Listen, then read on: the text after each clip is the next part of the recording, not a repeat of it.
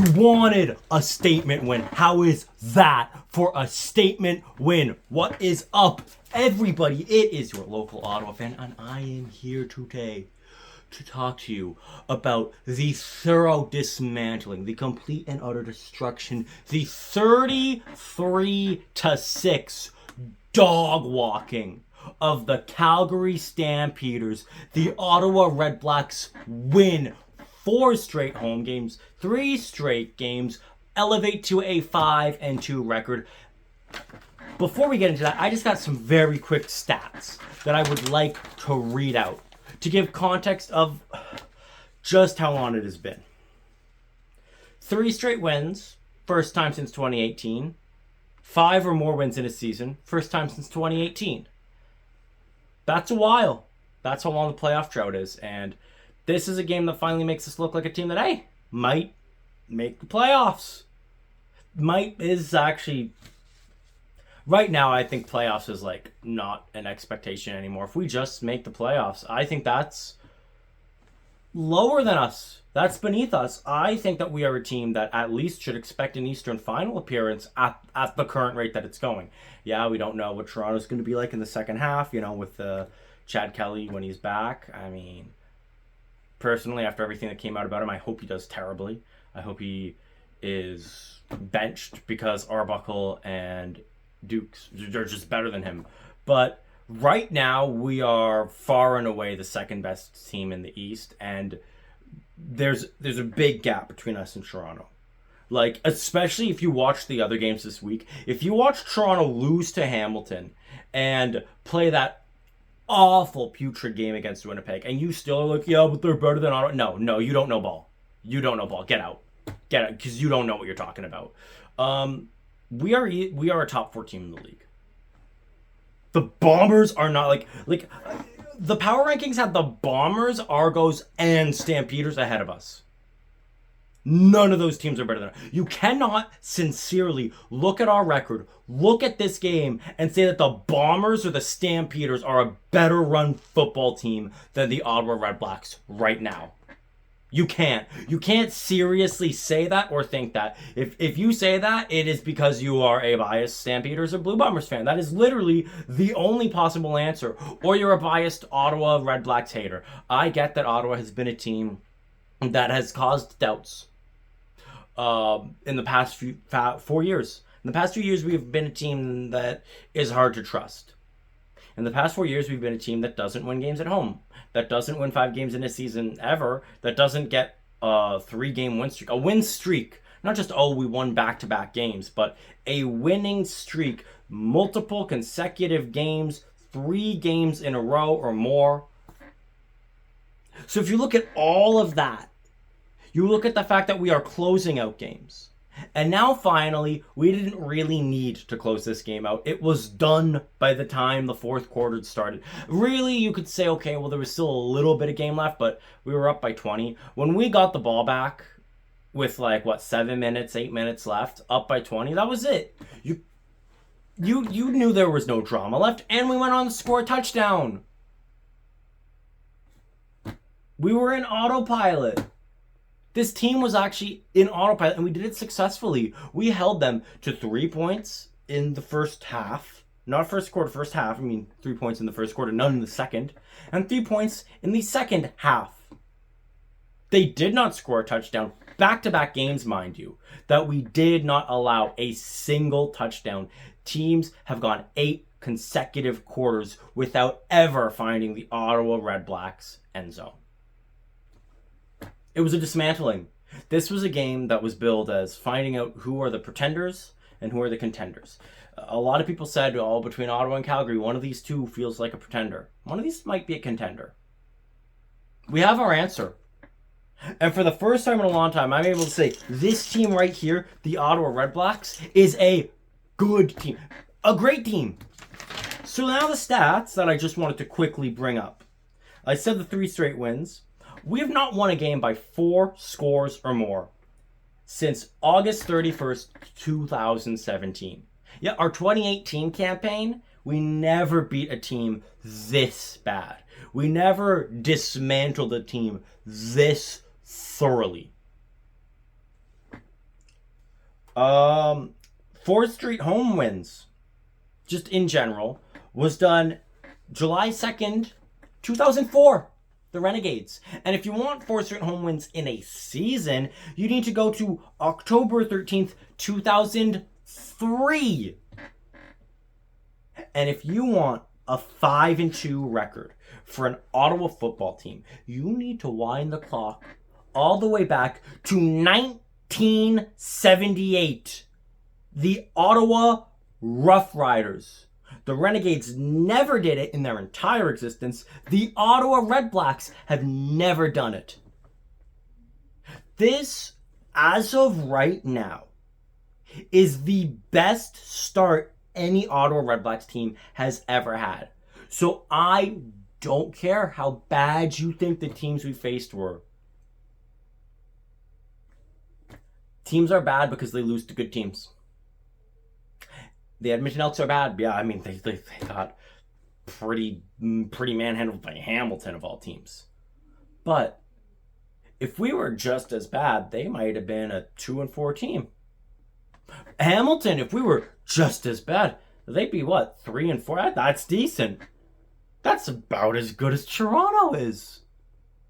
But we beat those teams. We beat them.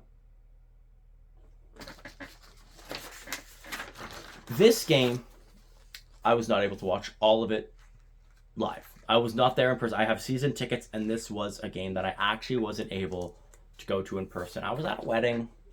I know, life gets in the way sometimes. Don't worry, I have other friends and family who are happy to go to the game in my stead.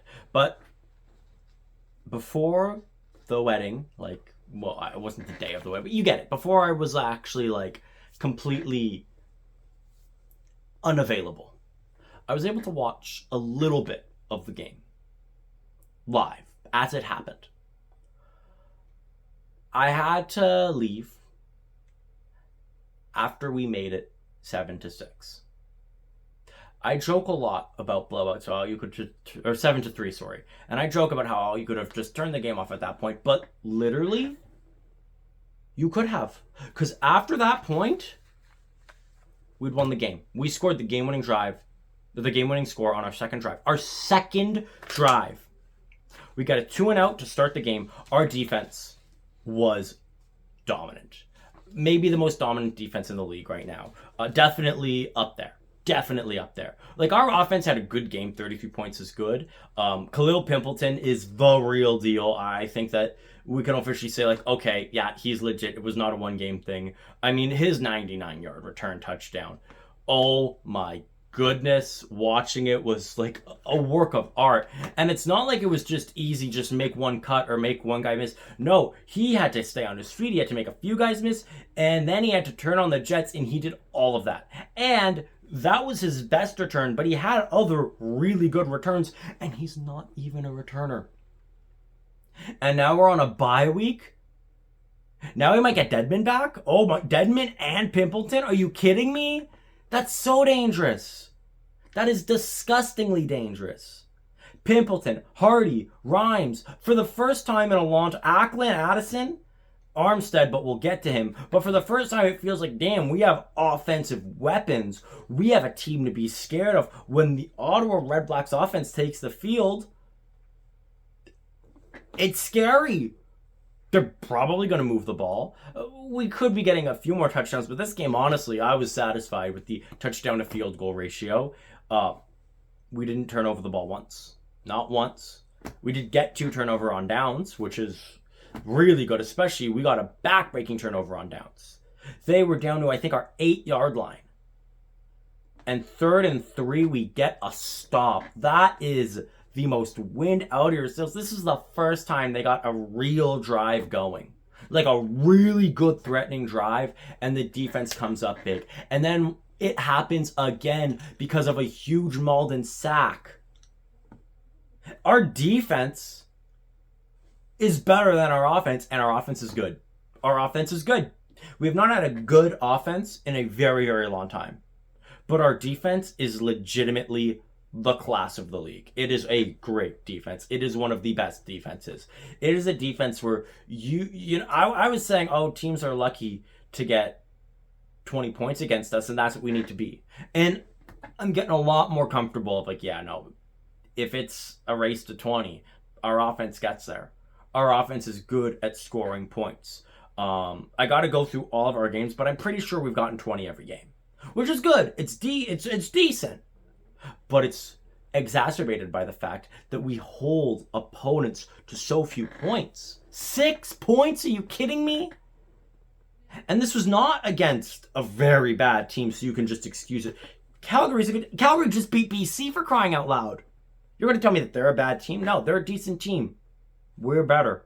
And we outplayed them, and we outclassed them. Ackland scores a touchdown.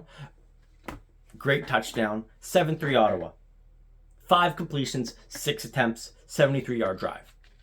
Another game with over 80% completion, no interceptions, passing touchdown, over 300 yards passing. Drew Brown is legit. He's the best quarterback we've had in a long time. This is a new era. This is the game, I think, that convinced a lot of people that we are officially in a new era of Red Blacks football. Calgary starts at their own 40, gets a first down, a bit past their own 50, tackle for a loss, incomplete, get the ball back. That was the story of the first half. 2 and outs, maybe a first down. I can't remember off the top of my head what the time with possession difference was and what the first down difference was, but I do know that it was big, that there was a large difference between who had the ball and who kept the ball. And Calgary barely kept the ball, barely had the ball in the first half. They got 3 points all first half, and it was on, their second drive? And they only got those points thanks to a decent return, not because they moved the ball. They did nothing with the ball all first half, and even though we could have done better, we had a few drives that could have been capped off with a touchdown. Lewis Ward went 3 for 3, and... 3 for 3. So it turned it from 7-3 to 10-3 to 13-3 to 16-3. And that is still something you can blame on the offense doing its job, moving the ball into a position where a consistent kicker like Lewis Ward can nail it through the uprights and just slowly make it harder for Calgary. Get them to a point where they gotta start going for it on third down. Throwing the ball when maybe they shouldn't, making mistakes, and putting themselves in a position where a single touchdown puts the game to bed. And in the third quarter, we get, let me go to the third. I'm skipping over a bunch of players who did a bunch of big things. Dominic Rhymes made a few big catches. Justin Hardy had just a great game. The one offensive player who we got to talk about is Armstead, the Rock Armstead. A DQ. Disqualification. Not a good look. Only running back. And the worst part is we did really good. We did really good when he was out. I still like him in the lineup. Should we scratch him against Saskatchewan, though? That's something that I've heard being floated around. And here's my opinion. I'm going to say no, because Saskatchewan is a good team, and you don't want to shoot yourselves in the foot. But I don't think you should be in the starting lineup. I think that you only lean on him if you really have to. He's a rookie for one, and this is balance. This way, he's still going to get punished because you got to keep your emotions in check, and you can't be doing these things. And when he got disqualified, it was a game. It was 7-3. And we were about to kick a field goal to make it 10-3. That was in the second quarter. There's lots of football left to be played. It was not a disqualification because emotions were running high. Calgary was getting upset at how big of a blowout it was. We could have used him. We could have. Thankfully, we didn't need to. We blew them out and we won by a huge margin. But you got to keep your emotions in check in that kind of situation. And when you already have one objectionable misconduct called on you, you can't get a second. You can't do something that might maybe get a second called on you. But I will say this. If he's not next game, if he's not there, I'm going to trust Bob Dyce's decision. First off, I think Bob Dyce is like the coach of the future right now. I think he's really proven himself.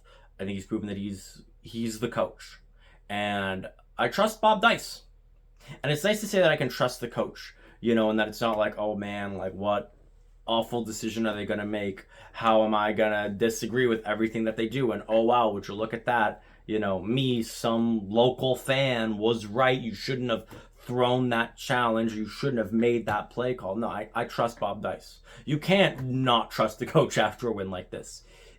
If he says Armstead needs to sit, he needs to sit. If he says, you know what, we spoke to him, we had a bye week, and I trust putting him in the lineup, I trust putting him in the lineup.